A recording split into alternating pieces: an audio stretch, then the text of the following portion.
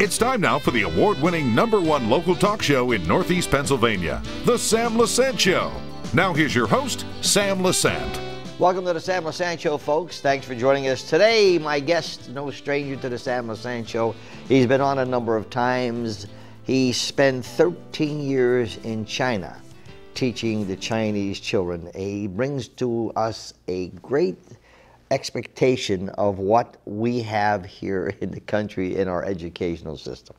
Now, Tom O'Neill, nice to see you again. It's nice to be back on your show, Sam. Yeah, and you're back in a long time. You're back on friendly ground. You know, not that China. You love China, didn't you? Well, I haven't been back all that long, but I miss China. I miss teaching in China. I missed the experience. It was an extraordinary experience being there, but the problem is I turned 60 in October, and that's the mandatory retirement age for China. So if I was younger, I'd still be there. But what attracts you to you taught there for 13 years, okay? Tell me about their educational system, and then we'll talk about what you experienced here. So I mean, to be there for 13 years, you must have really enjoyed it. I did. I really enjoyed it. The way the education, the students, they get up at 6 in the morning, and then they have breakfast. Then at 6:30, they have their morning exercises. They're in the classroom at around 7:10. They get a break around 12:20 they get an hour lunch. They're back in the classroom, and at 5 o'clock, they get an hour dinner. Then they're back in the classroom at 6, and they're in the classroom from 6 o'clock to 9 o'clock in the evening, and then they get 2 hours of homework. So they're extremely disciplined. But the problem with the Chinese education system is they memorize everything. So when the teacher gives them assignments, it's all memorization. So they're constantly getting bombarded with information. And because of the amount of time they spend in the classroom, it stunts their creativity and their innovativeness. Like, it's difficult for the Chinese to be innovative, creative, when they're getting that much information and they're doing all that memorization. Like, one big major criticism is they steal everything. You know, they would rather like hack and get stuff from Western countries or universities and private companies, and then they'll take that information and they'll just make some minor changes. How do you know that? Well, you see it all over the news. You know, you see it like, you know, like on the major news program talk about China hacked this, China stole this, China stole that. Even the vaccine, they stole the vaccine from Western companies during COVID. But now the problem with America, all of the great innovations, most of it comes out of America, and one reason is because the students have a lot more free time. They have time to exercise their imagination. They have time to play. They got playtime, and they socialize in play. And so they say Americans are much more creative, much more innovative. But now in some of the problems, like in the inner city, some students, you know, the families, like their parents, have no respect for the education system. Well, what are you talking about, China? No, this is talking about America, inner cities in America. So you're comparing now China with America? Yeah, well, in America, students they get out of school much earlier than China, and they could exercise their imagination. They could do things that they have interest in doing, and that's lacking in China. So most of the major innovations come out of America because of the creativity. But one problem in the inner cities,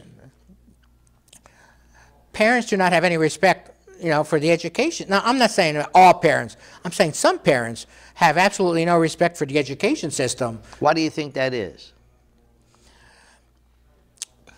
Well, I can't speak for everybody, okay, but... From your experience, though. Well, you have grandparents that had, like, some maybe emotional and like problems, and then they take out that on their children, and their children take it out on their children, and they feel that they didn't get a very good education, and so if they have a bad attitude about teachers and the schools, the students pick up on that. Their children pick up on those attitudes, and they act out. And if a student acts out in the classroom, and the teachers are constantly dealing with their behaviors, the students that really want to learn have difficulty learning. And if the teachers are spending most of the time like dealing with behaviors, it affects the education system. And in the Harrisburg School District, they have like a big turnover of teachers. A lot of teachers left. And they're paying substitute teachers $300 a day, you know, the substitute, and they can't find substitute teachers. When you were in China for 13 years, okay, and you said that they're very disciplined, the students are disciplined, do they also pick out what these students are going to do? Are they going to be, like you're going to be a teacher, you're going to be a plumber, you're going to be a lawyer, you're going to be a doctor, and so these children have an opportunity of learning their own way in life, or are they told? No, they could pick they could pick whatever they're interested in. They could pick that. So not being told that there'll be so. No, they're many. not being Okay, told. right. Like so, like, when you're looking at the discipline factor in China, I never had problems with discipline. Now, the students really loved my classes because I had them express themselves in class. I let them I would give them role playing, and I'll say, hey, you're in this situation, like a scenario. They would have to act out the scenario in English. And I'll say, use 3 American idioms. I said, when you're acting out the scenario. They loved that because they were able to express themselves. In the Chinese education system, the students don't express themselves. They memorize everything. And so they have to, the teacher asks them, what is this, this, and this? Their answers are all memorized. They're not really expressing themselves in a way, they're not expressing themselves how the information relates to them. They're just giving them back what the teacher asked. In my classes, I let them act out in ways that the information relates to them, and they would act it out. So if you, bringing something from what you learned 13 years in the educational system in China, bringing some knowledge here, okay, assuming you were a superintendent of a school district, okay, what would you bring to the table? What would you think we should be doing, you know, to improve, to learn, you know, to better the students? They need ways to communicate values. How they could be empowered in the community, the students, how they could be more empowered in the community, how they could help the community. Like volunteer work, there's a lot of volunteer work in China. They can't graduate unless they do so much amount of volunteer hours. It goes towards their graduation. They should do that in the Harrisburg School District. Let the students go out into the communities and try to better the community. A lot of the students, video games that they watch, and they pick up on the language, the behaviors, and they act out like in the schools. They act out the things that they're learning. Those video games is not teaching them any kind of values. You know, they're just shooting up everything. The reason they kept renewing my contract in China, and the reason I was there for so long, is because I was teaching the students values. I was teaching them about taking responsibility for the communities and taking responsibility for their neighborhoods and how they could, how they could reach out and help one another, and teaching them about kindness, teaching them about appreciation, how to appreciate the things that they have, and how to communicate those appreciations, and how to communicate the values to others. You really hear, I mean, they may like use curse words in Chinese and stuff, and I know they've done it in class just to be funny, but nothing compared to what's going on today in American inner cities. So here's where the question is this. Sometimes you have, children coming to school that do not have the family values that we grew up Yes. with. Okay, so now you're teaching that student, some values. They have to go home and they have to live in they live in an environment. If you take an animal and throw them in the wild, and they're there in the wild, it's hard to sometimes to domesticate them. So when you're talking about values, etc., I think a lot of students want to learn, but are having a difficult time adapting. We're having a difficult time learning because of some of the negative behaviors that are in the classrooms. So what should be done in those areas? I mean, because sometimes I feel sorry for teachers today. I was a teacher, okay? I would never, well, it's a very difficult task today. And sometimes, they criticize the teachers, which is definitely wrong. I think they're worth their weight in gold for what they have to, good teachers now. It's a whole different atmosphere today in teaching, okay? You have to become a mother, a father, a psychologist, and sometimes the parents want the teachers to do their jobs. Well, their jobs, I think, is to teach. Wouldn't you agree? There's no consequences to the students' behaviors. That's the problem. The administration fears the parents. The parents, if they don't like what's going on, they call the police. And the police come in and they investigate, and then the school has to conduct an investigation. They don't want that. Yeah. They don't want to have to be investigating all of these issues. So they just let the students get away with what they want to get away with, which is sad. And sometimes some students, they're assigned like a behavioral specialist that comes into the classroom and sits with the students, but they're focused on that one particular student that they're assigned. So there could be total chaos going all around them, and they don't have the authority, to speak out and say, hey, knock it off, you can't do this, you can't do that. They don't have the authority to do that, so they don't. And so when I was in school, I mentioned this on your show, the last time I was on your show. When I was in grade 5, I had a teacher who had a paddle behind his desk with holes in it. And he would say, I'm going to give you an ultimatum. I'm going to give you 5 whacks with the paddle, or I'm going to call your father. I always took the 5 whacks with the paddle. And we had another principal in middle school. He made the students do squats. They're go down, up, down, 100 times. Then you couldn't walk for a half hour. And those days are gone. Those days are gone. Yeah, they are definitely gone. Yeah. Today, that's considered corporal punishment. So when you came here, okay, and I couldn't agree with you more. I mean, when I went to parochial school, and little sister Cecilia, 4'4", had the big ruler, okay? Put your hand down, boom, you got whacked, okay? Those days are gone, okay? But you feared, because if you knew you were doing something wrong, and you're 100% correct, I'd rather have taken the slap with the ruler, because if I went home and said, sister yelled at me today, I got yelled at worse than what the teacher was. It's reversed today. What, they did this to you? How can, and then all of a sudden the parents are down the teacher's throat, and then, so it's, I know where you're coming from here in that area. In 2005, I used to go into Catholic high schools, and I would do these presentations on the history of the cultural exchange program.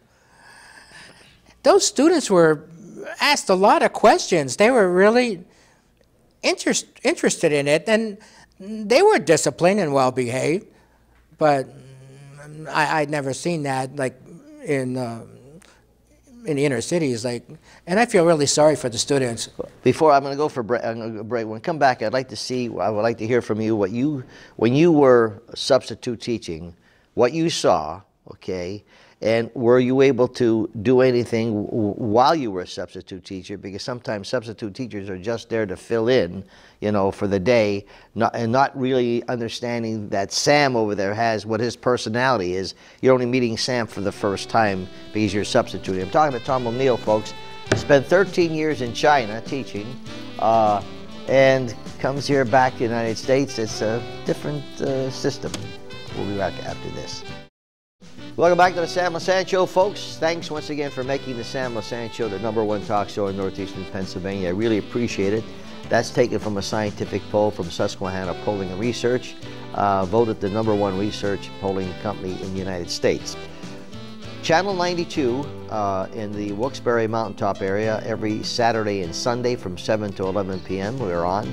Comcast 190 from 7 to 11 p.m. every day in the greater Pottsville area, and of course Service Electric Cablevision, where we're on right now, channel 13 and 513 24/7. My guest today is Tom O'Neill. If you recall, go to YouTube, you'll see the shows he was on with us before. He taught in China for 13 years and learned a lot, got some different experiences. Now you're coming back here because there's mandatory retirement in China at 60, and you said you'd still be there if they, yeah. I think that's so silly, Sam. Well, the mandatory retirement.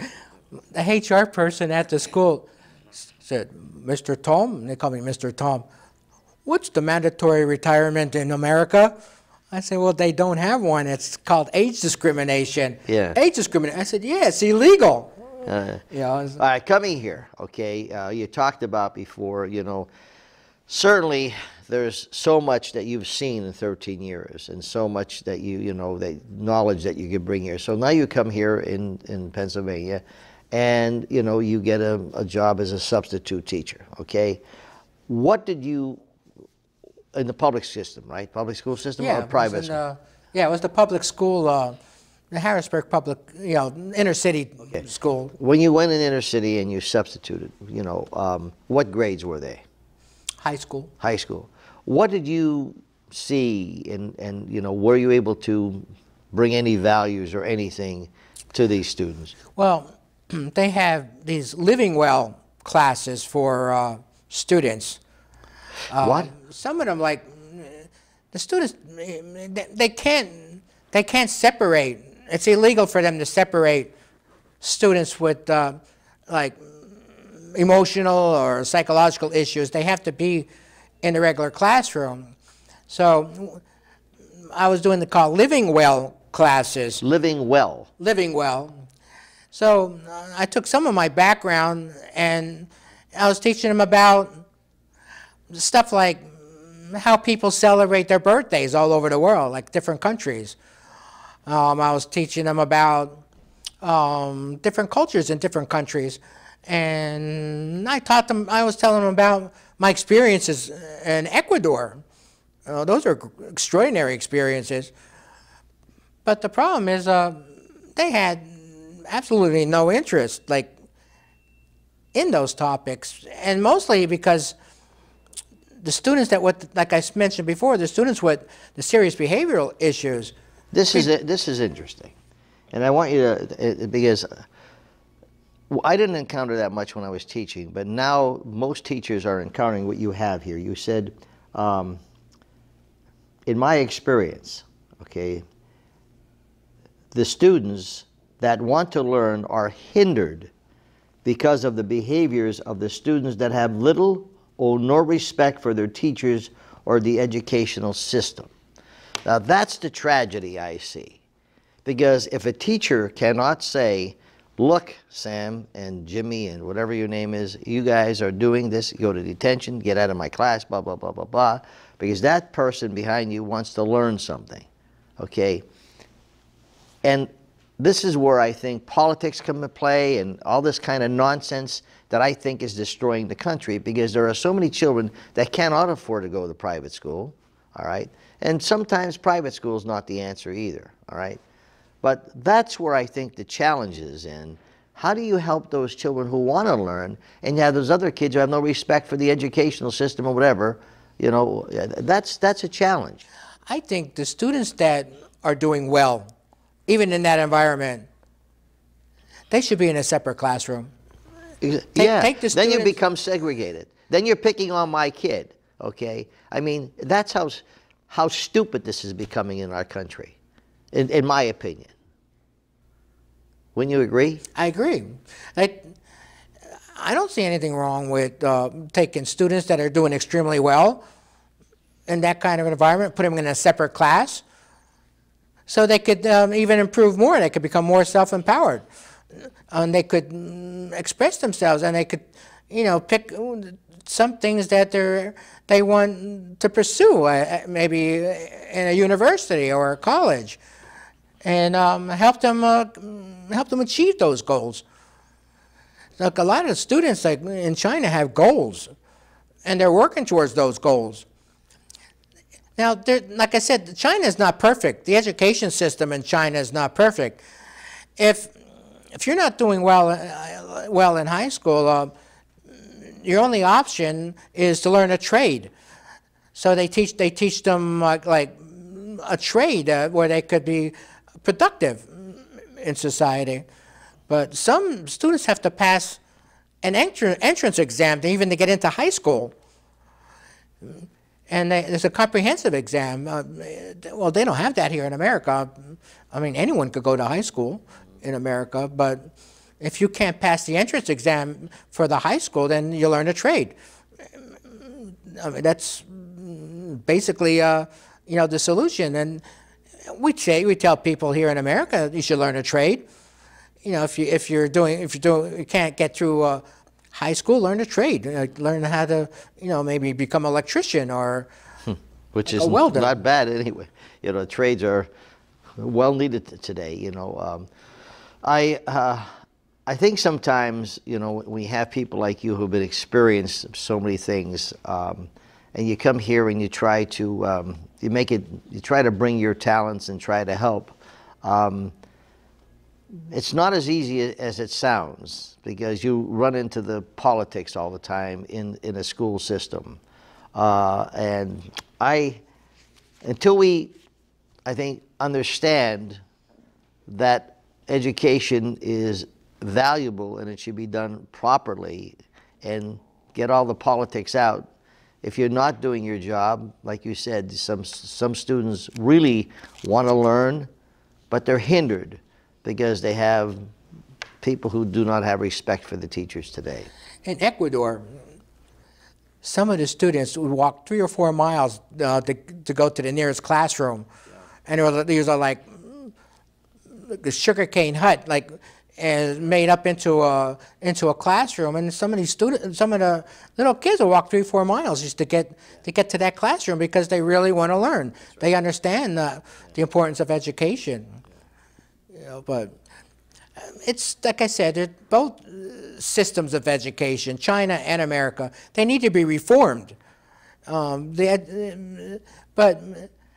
one thing, a Chinese student, when they are foreign exchange students and they come to America, they're 2 or 3 grades ahead of the American students. And I got a text message saying that her university studies was less challenging than her high school curriculum in China. Like they're academically they're far superior, but it's not because they're smarter. They're more disciplined. Yeah. They're just more disciplined when it comes to education. I think that's a big factor that we're not using, you know. But now let's talk about your current thing. You're going to be a case manager for mental health? Yes. I did that 21 years ago. So this private company in Harrisburg hired me. They need an intensive case manager with mental health. So I'll be starting that job on Monday. Good. I wish you the best. Yeah, well, I enjoyed doing it 21 years ago. It was a great job. And I like working with those type of clients. Yeah, and thanks for keeping us informed. You always kept me informed when you were in China, what was going on, etc. That was very nice of you to do that, okay? And hopefully your experience and your knowledge can be used to help the educational system a little bit better, because I think you have a lot to offer. The only thing that really helps me, that kind of my past experiences, is with writing. So I enjoy writing articles. I like seeing them get published, and people enjoy reading what I write. So it comes in handy, my past experiences when it comes to writing. Well, good luck with your job. Thank you. And thanks for coming on the show. Tom O'Neill, folks, YouTube some of the shows we had, very interesting when I interviewed him when he was in China and showed the kids and etc. But a lot to be learned. Let's stop, always continue to learn, okay? We'll see you next time.